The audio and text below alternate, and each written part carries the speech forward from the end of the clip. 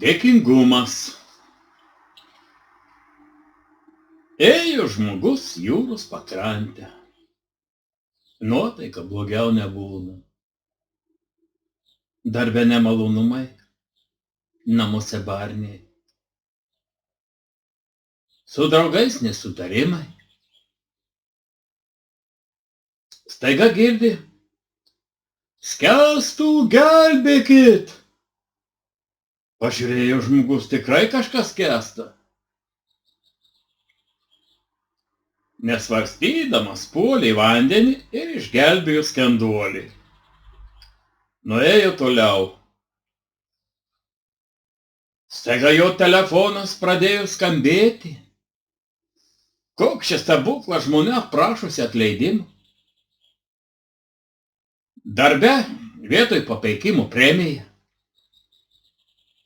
Draugai visi kaip vienas į svečius kviečia. Žmogus nieko negali suprasti. Sugrįžo pas išgelbėtąjį. Kas tu toks? Paklausė jo. Išgirdo atsakymą.